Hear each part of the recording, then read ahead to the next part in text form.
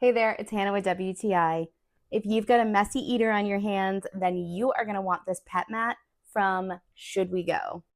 Say goodbye to pet mealtime messes with the waterproof silicone pet food mat.